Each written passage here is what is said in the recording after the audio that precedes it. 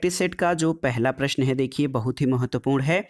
इसमें आपसे पूछा गया है कि क्षेत्रीय सदस्यता और सामान्य उद्देश्य के साथ अंतः शासकीय, देखिए क्षेत्रीय सदस्यता और सामान्य उद्देश्य के साथ अंतः शासकीय संगठन का उदाहरण निम्नलिखित में से कौन सा है। ऑप्शन है यूएनओ, डब्ल्यूएचओ, एनएटीओ यानी नाटो, या फिर एसएएआरसी यानी सार्क। तो सही उत्तर है सार्क यानी दक्षेस। दोस्तों ये अंतः सामान्य उद्देश्य के साथ अंतः शासकीय संगठन का उदाहरण है जो कि क्षेत्रीय सदस्यता पर आधारित है। और 7-8 दिसंबर 1985 को ढाका में दक्षिण एशिया के 7 देशों के राष्ट्राध्यक्षों का सम्मेलन हुआ था और इसमें सार्क यानी दक्षेस की स्थापना हुई है। दोस्तों 7 सदस्य इसके स्थापना के समय थे, लेकिन इसमें अफगानिस्तान को भी 8वें सदस्य के रूप में शामिल कर लिया गया था। अगला प्रश्न है निम्नलिखित में से किसने परमाणु अप्रसार संधि पर हस्ताक्षर किए हैं। ऑप्शन है आपके भारत, पाकिस्तान, ईरान और इजराइल। तो सही उत्तर है ईरान ने। दोस्तों ईरान ने 1968 के एनपीटी के हस्ताक्षरकर्ताओं में शामिल है जो कुछ परमाणु तकनीकी लाभ और सहयोग के बदले परमाणु हथियारों के विकास पर रोक लगाता है। अगला प्रश्न है सूची 1 का सूची 2 से सुमेलन करिए और दिए गए कूट के आधार पर सही उत्तर का चयन करिए। देखिए संथानम समिति, दोस्तों संथानम समिति भ्रष्टाचार की रोकथाम के लिए गठित की गई थी।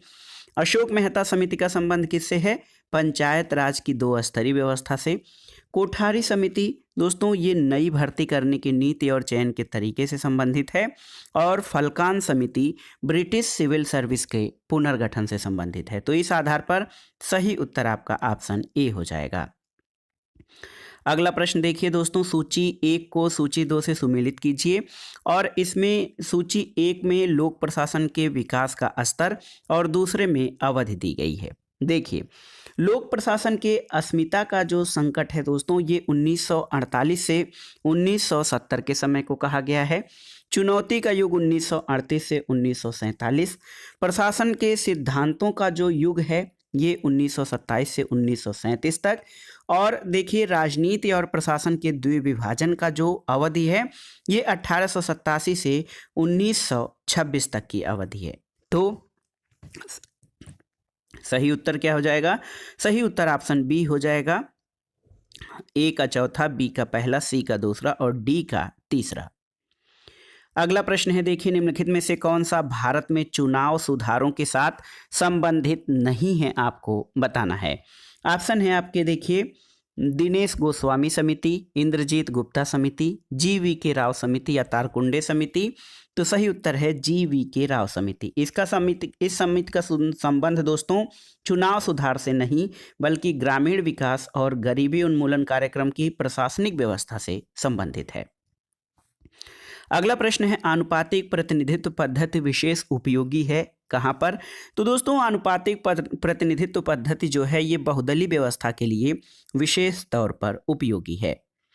अगला प्रश्न है सूची 1 का सूची 2 के साथ सुमेलन करना है। इसमें देखिए दोस्तों संसदीय समितियां और उनके सदस्यों की संख्या दिखाई गई है। लोक लेखा समिति, इसमें आप जानते हैं 22 सदस्य होते हैं, 15 लोकसभा और 7 राज्यसभा से। प्राक्कलन समिति में ये 30 सदस्य शामिल होते हैं दोस्तों। और इसके अलावा विभाग से संबंधित जो अस्थाई संसदीय समिति होती है इसमें 45 सदस्य होते हैं और लोकसभा की व्यवस्था समिति में कुल 15 सदस्य होते हैं। तो इस आधार पर सही उत्तर क्या हो जाएगा दोस्तों? सही उत्तर आपका हो जाएगा ऑप्शन बी 2, 4, 1 और 3। अगला प्रश्न है सूची 1 को सूची 2 के साथ सुमेलन करें और नीचे दिए गए कूटों के आधार पर सही उत्तर का चयन करें। यहाँ पर देखिए हैबियस कार्पस या बंदी प्रत्यक्षीकरण, इसका मतलब ये होता है स्वयं व्यक्ति को पेश करने का आदेश। उत्प्रेषण, दोस्तों उत्प्रेषण का अर्थ होता है देखिए अवर न्यायालय या न्यायिक निकाय को अपनी सीमाएं न पार करने का निर्देश। परमादेश लोक सत्ता को अपनी ड्यूटी करने के लिए आदेश होता है। और अधिकार परीक्षा यानी क्यो वारंटो, ये दोस्तों ये देखिए सार्वजनिक पद पर व्यक्ति के दावे की वैधता की जांच करने की कार्रवाई अधिकार परीक्षा के द्वारा की जाती है। तो इस आधार पर सही उत्तर ऑप्शन डी हो जाएगा। अगला प्रश्न भी सुमेलन से संबंधित है। पीवी नरसिम्हा राव, इनके समय की नीति पूर्व की ओर देखो यानी लुकिस्ट पॉलिसी है। मोरारजी देसाई ने वास्तविक असंलग्नता यानी रियल नॉन अलाइनमेंट मूवमेंट की बात की थी, नॉन अलाइनमेंट की मोरारजी देसाई ने। AB वाजपेयी ने दोस्तों, इनके समय में पोखरण का द्वितीय परमाणु परीक्षण हुआ और राजीव गांधी के समय 6 राष्ट्रों का निशस्त्रीकरण सम्मेलन हुआ था। तो सही उत्तर ऑप्शन डी हो जाएगा, 3, 4, 2 और 1। अगला प्रश्न है दोस्तों, भारत में बजट लागू करने वाली नोडल एजेंसी क्या है? तो सही उत्तर है वित्त मंत्रालय, मिनिस्ट्री ऑफ फाइनेंस। दोस्तों, ये भारत में बजट लागू करने वाली नोडल एजेंसी है। अगला प्रश्न देखिए, आसान सा है। भारत में कोलेजियम प्रणाली किससे जुड़ी हुई है? तो ये दोस्तों न्यायपालिका से जुड़ी हुई है। और अगला प्रश्न देखिए, सूची 1 का सूची 2 से सुमेलन करना है। महाजन आयोग, इसका संबंध दोस्तों, जो महाजन आयोग है देखिए, इसका संबंध महाराष्ट्र कर्नाटक सीमा विवाद से है, तो ए का पहला हो जाएगा। श्री कृष्ण आयोग, इसका संबंध तेलंगाना और आंध्र प्रदेश से संबंधित है, बी का तीसरा। पुंछी आयोग केंद्र राज्य संबंधों से संबंधित है, सी का चौथा हो जाएगा। और सच्चर समिति मुस्लिम अल्पसंख्यकों से संबंधित है, तो सही उत्तर ऑप्शन बी हो जाएगा आपका। अगला प्रश्न है दोस्तों, भारत में अवशिष्ट शक्तियां किसको प्राप्त हैं? तो भारत में अवशिष्ट शक्तियां केंद्र को प्राप्त हैं। और अगला प्रश्न है दोस्तों, केंद्र राज्य संबंधों को विशेष रूप से किस प्रसंग में म्यूनिसिपल संबंध या नगर पालिका संबंध कहा गया है? तो वित्तीय मामलों में। दोस्तों, वित्तीय मामलों में राज्य पर केंद्र के नियंत्रण के प्रसंग में केंद्र राज्य संबंधों को विशेष रूप से म्यूनिसिपल या नगर पालिका संबंध कहा गया है। अगला प्रश्न देखिए, हम संविधान के अंतर्गत हैं, लेकिन संविधान वही है जो न्यायाधीश कहते हैं। संयुक्त राज्य अमेरिका के अतिरिक्त ये किस देश के लिए लागू हो सकता है? ऑप्शन है आपके स्विट्जरलैंड, भारत, यूके या रूस। तो सही उत्तर है भारत। ये जो कथन है दोस्तों, ये भारत के लिए भी लागू हो सकता है, क्योंकि भारत में अमेरिका की तरह न्यायिक पुनर्विलोकन की व्यवस्था अपनाई गई है। और इसका मतलब ये होता है कि सर्वोच्च न्यायालय संविधान और उसकी सर्वोच्चता की रक्षा करेगा। अगला प्रश्न है, भारत के संविधान में पहला संशोधन कब किया गया था? तो वर्ष 1951 में भारत के संविधान में पहला संशोधन किया गया था। अगला प्रश्न है, निम्नलिखित में से कौन एक भारत में कैबिनेट मिशन का सदस्य नहीं था? Stafford Cripps, Pethick Lawrence, AB Alexander और सर जॉन साइमन। तो सही उत्तर जॉन साइमन। दोस्तों, ये भारत में कैबिनेट मिशन का सदस्य नहीं था। स्टेफर्ड क्रिप्स, पैथिक लॉरेंस और AB अलेक्जेंडर जो है दोस्तों, ये कैबिनेट मिशन में थे और इस मिशन का मुख्य उद्देश्य संविधान सभा का गठन करना था। अगला प्रश्न है दोस्तों, लॉर्ड ब्राइस, ये सूची 1 का सूची 2 से सुमेलन करना है। लॉर्ड ब्राइस पर्यवेक्षणात्मक पद्धति से संबंधित हैं। प्लेटो का संबंध निगमनात्मक यानी डिडक्टिव मेथड से है। अरस्तु का संबंध इंडक्टिव यानी आगमनात्मक पद्धति से। और मैकियावेली ये हिस्टोरिकल मेथड या ऐतिहासिक पद्धति से संबंधित है। तो सही उत्तर ऑप्शन सी हो जाएगा, 3, 4, 1 और 2। अगला प्रश्न है दोस्तों, आदि अंबेडकर समाज आंदोलन किस राज्य से संबंधित है? तो याद रखिएगा, पंजाब राज्य से संबंधित है आदि अंबेडकर समाज आंदोलन। अगला प्रश्न एक महत्वपूर्ण पुस्तक है, इनहेलेशन ऑफ कास्ट पुस्तक किसने लिखी थी? तो ये बाबा साहब डॉक्टर भीमराव अंबेडकर की पुस्तक है, इनहेलेशन ऑफ कास्ट। अगला प्रश्न है दोस्तों, निम्नलिखित में से किस ब्रिटिश प्रधानमंत्री ने बदनाम सांप्रदायिक पंचाट या कम्युनल अवार्ड जारी किया, जिसमें भारत की विधायिकाओं में विभिन्न समुदायों को प्रतिनिधित्व देने के लिए पृथक निर्वाचन मंडल की व्यवस्था की गई थी? तो ये था रैमजे मैकडोनाल्ड। अगला प्रश्न है दोस्तों, किसने ये सिद्धांत प्रतिपादित किया कि राजनैतिक शासक को गैर नैतिक यानी एमोरल होना चाहिए? तो सही उत्तर है मैकियावेली। मैकियावेली की सबसे महत्वपूर्ण देन रही कि उसने राजनीति को धर्म और नैतिकता से पृथक किया और अपने राज्य के सिद्धांतों में या राज्य के व्यवहारिक रूप से संचालन के लिए उसने राजनीतिक शासक को एमोरल यानी गैर नैतिक होने की सलाह दी थी। अगला प्रश्न है दोस्तों, जयप्रकाश नारायण को भारत रत्न से कब सम्मानित किया गया? तो ये वर्ष था 1999।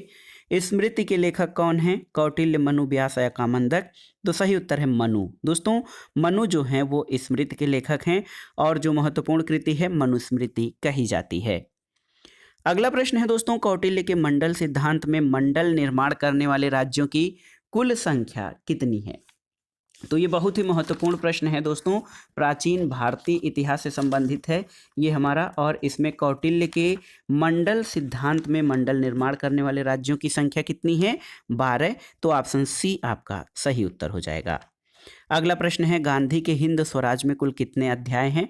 तो दोस्तों 20 अध्याय हैं गांधी के हिंद स्वराज में, और इसकी रचना गांधी जी ने किस सन में? 1909 ईस्वी में दक्षिण अफ्रीका से लौटते समय जहाज में हिंद स्वराज की रचना की थी। अगला प्रश्न है दोस्तों, मार्क्स ने साम्यवाद को अस्त व्यस्त स्थिति में पाया और उसे एक आंदोलन बना दिया, उसके द्वारा उसे एक दर्शन और दिशा मिली, ये कथन किसका है? तो सही उत्तर है ये कथन लास्की का है, जिसने कहना है कि मार्क्स ने साम्यवाद को अस्त व्यस्त स्थिति में पाया और उसे एक आंदोलन बना दिया। अगला प्रश्न है दोस्तों, कार्ल मार्क्स के लिए निम्नलिखित में से कौन आदर्शवादी समाजवादी नहीं है? ऑप्शन है सेंट साइमन, प्राउडवान, चार्ल्स फोरियर और एंजल्स। तो सही उत्तर है माइकल एंजल्स।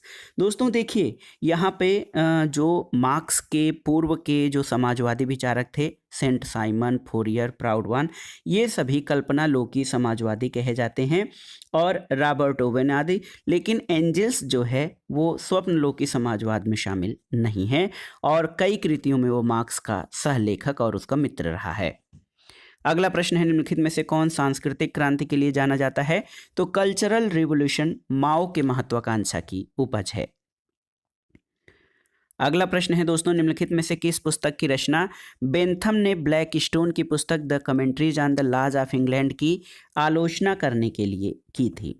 तो सही उत्तर है ए फ्रेगमेंट ऑन गवर्नमेंट। दोस्तों ए फ्रेगमेंट ऑफ गवर्नमेंट इसकी रचना बेंथम के द्वारा की गई, और उसने इसकी रचना ब्लैक स्टोन की कृति the commentaries of the laws of England की आलोचना करने के लिए की थी। अगला प्रश्न है, निम्नलिखित में से किसने राज्य को नैतिक लक्ष्य से युक्त एक नैतिक संस्था बनाया था? बेंथम, मैकियावेली, जेम्स मिल या जे.एस. मिल? तो ये था दोस्तों जे.एस. मिल। जे.एस. मिल ने व्यक्तियों के चारित्रिक और बौद्धिक विकास पे बहुत अधिक बल दिया था, और उसका कहना था कि लोकतंत्र में ही व्यक्तियों के बौद्धिक और नैतिक विकास की संभावना अधिक है। अगला प्रश्न है, निम्नलिखित में से कौन सा सही सुमेलित नहीं है?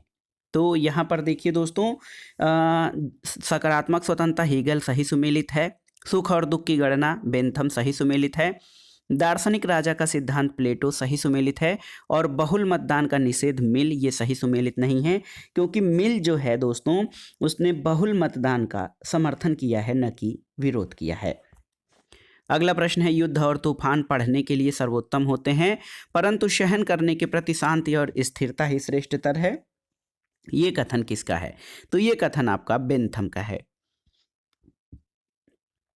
अगले प्रश्न पर आते हैं दोस्तों, प्लेटो के अनुसार न्याय क्या है? तो प्लेटो का जो न्याय सिद्धांत है बहुत ही महत्वपूर्ण है, और उसका न्याय सिद्धांत कार्य विशेषीकरण और श्रम विभाजन के सिद्धांत पर आधारित है, और उसका न्याय एक व्यक्ति, एक कार्य और एक वर्ग, एक कर्तव्य पर आधारित है।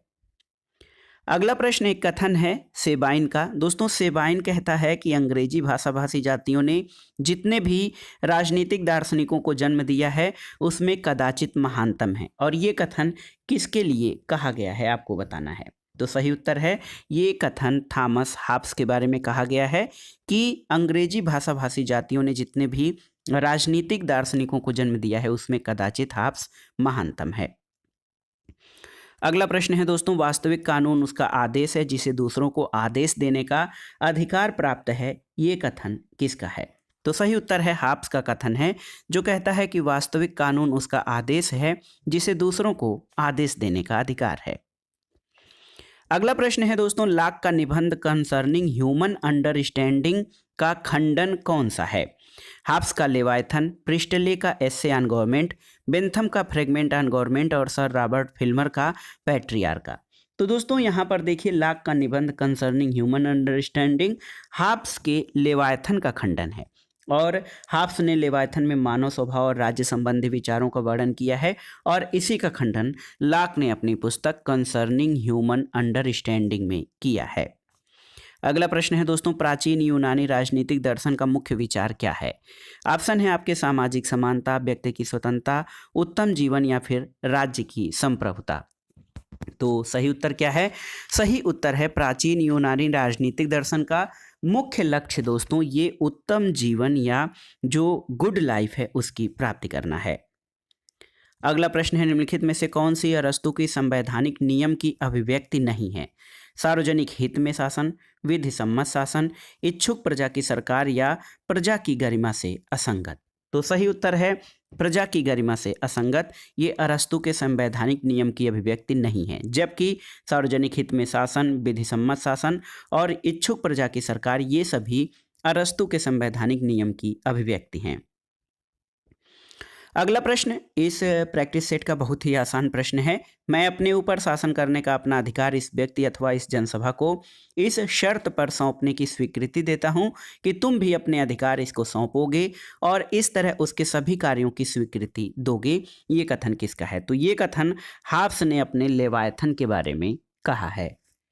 अगला प्रश्न है, अरस्तु के यह घोषणा करने में कि मनुष्य स्वभाव से एक राजनीतिक प्राणी है, उसका कौन सा एक आशय नहीं था? तो देखिए यहाँ पर देखिए ऑप्शन है मनुष्य केवल राजनीतिक समुदाय में ही अच्छा जीवन जी सकता है, सही है। राजनीति एक नैतिक प्रक्रिया है जिसको सरोकार एक न्यायपूर्ण समाज की रचना है, सही है। और देखिए राज्य और नागरिक समाज के बीच विभेद है, ये आपका सही नहीं है।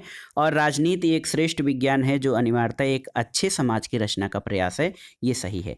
तो यहाँ पर देखिए दोस्तों जो महत्वपूर्ण पूछा गया है आपसे कि अरस्तु कहता है कि मनुष्य स्वभाव से एक राजनीतिक प्राणी है, उसका कहने का मतलब ये नहीं था कि राज्य और नागरिक समाज के बीच कोई अंतर है। अगला प्रश्न है दोस्तों, प्लेटो की दार्शनिक की शिक्षा में निम्नलिखित में से कौन सा विषय शामिल नहीं है? ऑप्शन देखिए, ऑप्शन है आपके अंक गणित, बीज गणित, खगोल शास्त्र और संवाद शास्त्र। तो सही उत्तर है बीज गणित।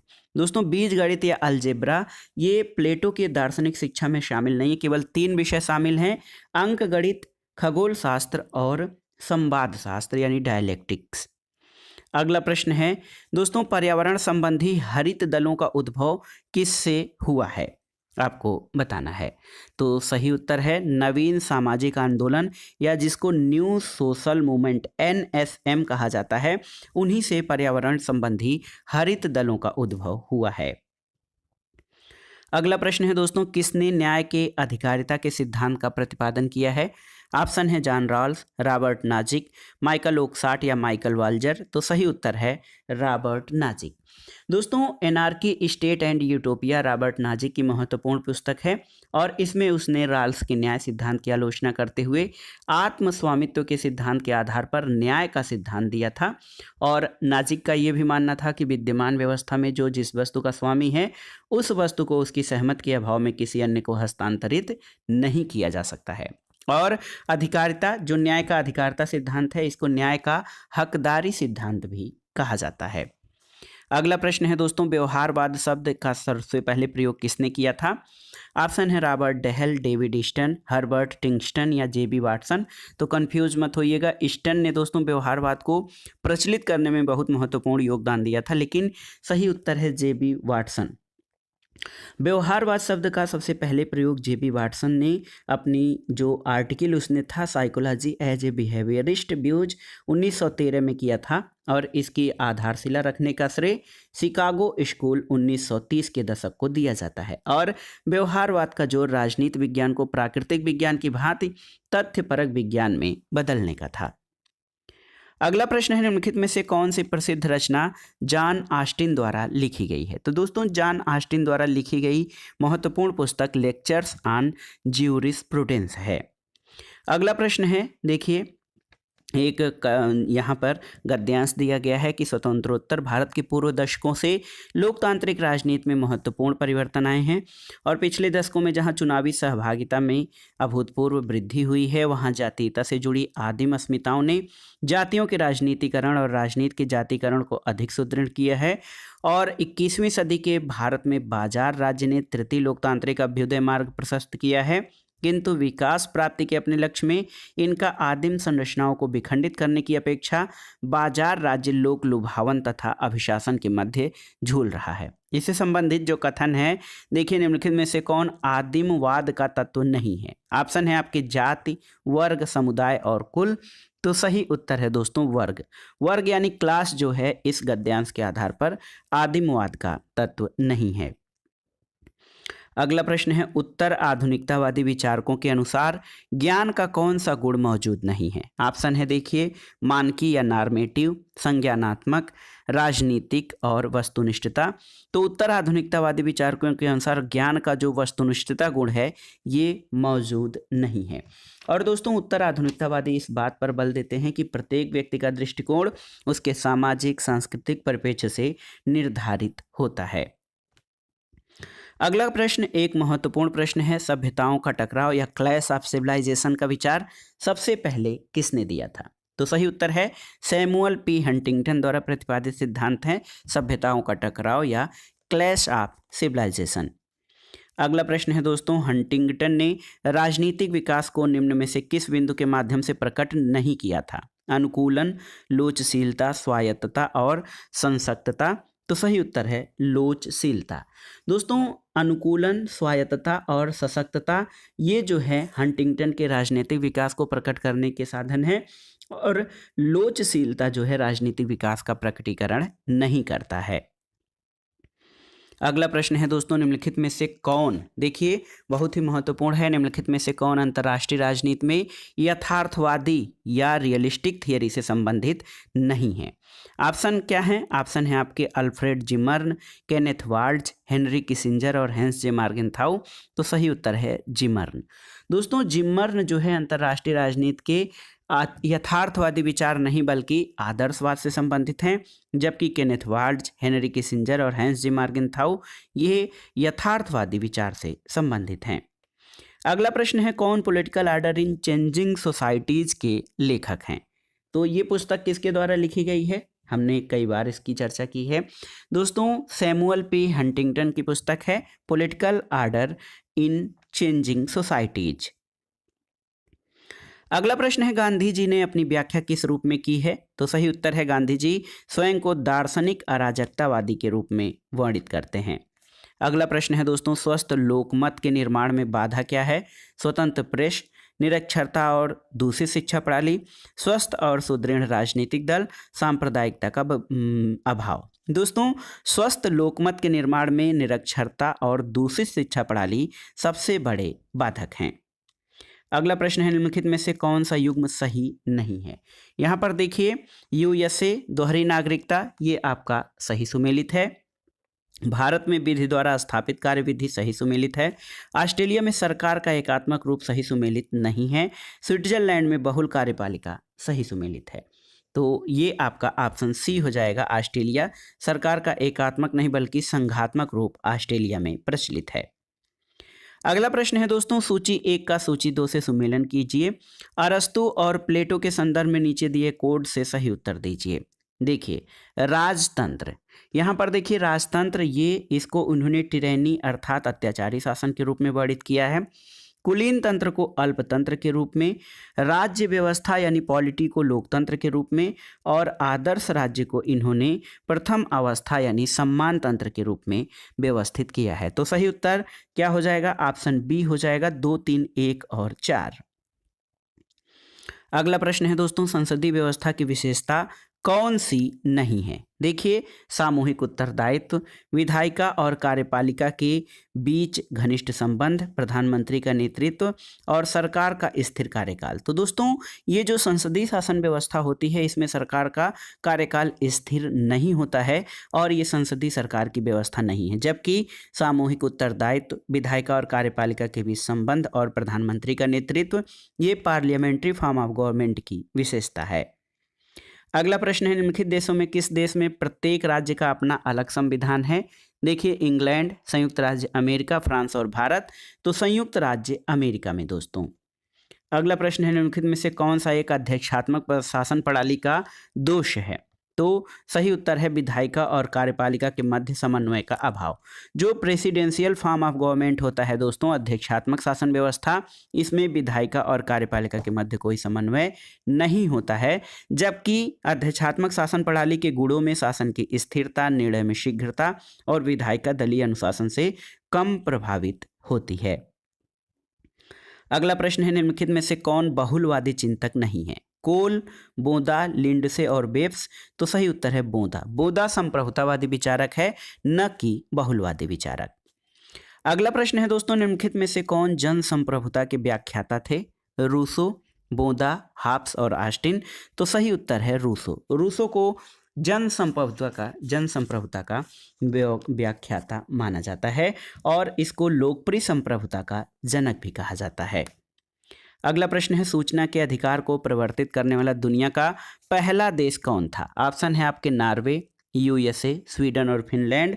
तो सही उत्तर है दोस्तों सूचना के अधिकार को प्रवर्तित करने वाला दुनिया का पहला देश स्वीडन है। अगला प्रश्न है देखिए, जॉन रॉल्स के व्हील ऑफ इग्नोरेंस या अज्ञानता का आवरण अवधारणा का आशय निम्नलिखित में से क्या नहीं है? दल उनके अच्छे की अवधारणा जानते हैं, कोई समाज में अपना स्थान नहीं जानता, कोई अपनी वर्ग स्थिति अथवा सामाजिक दर्जा नहीं जानता, कोई प्राकृतिक संपदाओं के वितरण में अपना भविष्य नहीं जानता। दोस्तों जॉन रॉल्स के जो अज्ञानता का आवरण है उसमें जो पहला कथन है एक ही दल उनके अच्छे की अवधारणा जानते हैं, ये सही नहीं है।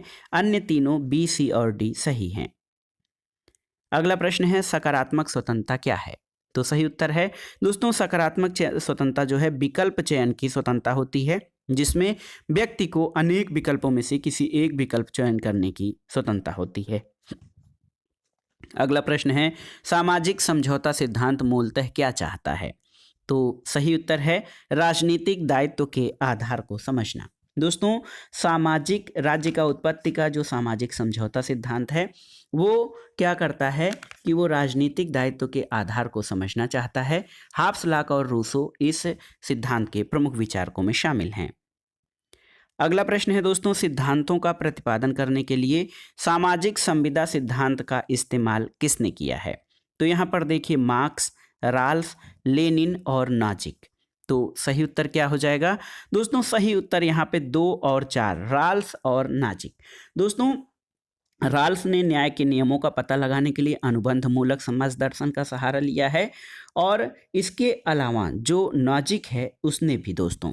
तो सही उत्तर 2 और 4 आपके सही हो जाएंगे। अगला प्रश्न है प्रश्न संख्या 67, लोक कल्याणकारी राज्य आवश्यक रूप से किसका संश्लेषण या मिश्रण होता है? तो उदारवाद और समाजवाद। कैसे? तो देखिए दोस्तों राज्य का लोक कल्याणकारी राज्य एक तरफ उदारवाद और दूसरी तरफ समाजवाद का संश्लेषण है। उदारवाद दोस्तों देखा जाए तो इसमें व्यक्ति की स्वतंत्रता पर बल दिया जाता है और समाजवाद में आर्थिक समानता पर। तो इन दोनों का जो संश्लेषण है वो लोक कल्याणकारी राज्य के रूप में हमारे सामने आता है। अगला प्रश्न है निम्नलिखित में से एक हर्बर्ट साइमन के निर्णय निर्माण उपागम की विशेषता क्या है? ऑप्शन है गतिशीलता, इनपुट आउटपुट मॉडल, बुद्धिपरक वैज्ञानिक या विवेक निरपेक्ष। तो सही उत्तर क्या है? हर्बर्ट साइमन के निर्णय निर्माण का जो बुद्धिपरक वैज्ञानिक मॉडल है उसके अनुसार व्यक्ति उपलब्ध विकल्पों में से संतोषप्रद सक्षम निर्णयों का जो है चयन करता है। तो सही उत्तर ऑप्शन सी हो जाएगा। अगला प्रश्न देखिए ये बहुत ही महत्वपूर्ण और कंफ्यूजिंग प्रश्न है, इसको मैं स्टार कर रहा हूं और यहाँ पर इसको रिंग कर रहा हूं। देखिए राजनीति मानव समुदाय द्वारा अपनी समस्याओं से निपटने की प्रक्रिया है, ये कथन किसका है? बहुत जगह दोस्तों हेराल्ड लासवेल का नाम आता है, जबकि एक हमने बुक में हर्बर्ट जे स्पेरो का नाम देखा है। देखिए राजनीति मानव समुदाय द्वारा अपनी समस्याओं से निपटने की प्रक्रिया है, ये मुझे हर्बर्ट जे स्पेरो मिला है कि इनका कथन है, लेकिन कई प्रैक्टिस सेट में हेराल्ड लासवेल को इसका सही उत्तर माना गया है। अगला प्रश्न है सहभागी लोकतंत्र के विचार का अभ्युदय किसके साथ हुआ था? ऑप्शन है अरस्तु, सिसरो, लॉक या रूसो। तो सही उत्तर है सहभागी लोकतंत्र दोस्तों ये ऐसी व्यवस्था है जिसमें व्यक्ति जो है कोई व्यक्ति सार्वजनिक नीति और निर्णयों के निर्माण, निरूपण और कार्यान्वयन की प्रक्रिया में सक्रिय रूप से भाग लेता है। तो जो ये सहभागी लोकतंत्र का विचार है ये रूसो के साथ इसका उद्भव हुआ है। तो ये था आज का प्रैक्टिस सेट। असिस्टेंट प्रोफेसर भर्ती परीक्षा और गवर्नमेंट डिग्री कॉलेज प्रवक्ता परीक्षा के लिए राजनीति विज्ञान का प्रैक्टिस सेट। इसके अलावा ये वीडियो टीजीटी पीजीटी परीक्षा, गवर्नमेंट इंटर कॉलेज प्रवक्ता परीक्षा और राजनीति विज्ञान और नागरिक शास्त्र से आयोजित अन्य परीक्षाओं के लिए बहुत ही उपयोगी है। आप इन प्रश्नों को तैयार कर लीजिएगा। दोस्तों, वीडियो आपको कैसा लगा हमें कमेंट बॉक्स में ज़रूर बताइएगा। वीडियो को लाइक करें, शेयर करें और इस चैनल मार्गदर्शन फॉर सिविल सर्विसेज को सब्सक्राइब करें। वीडियो देखने के लिए धन्यवाद दोस्तों। नमस्कार।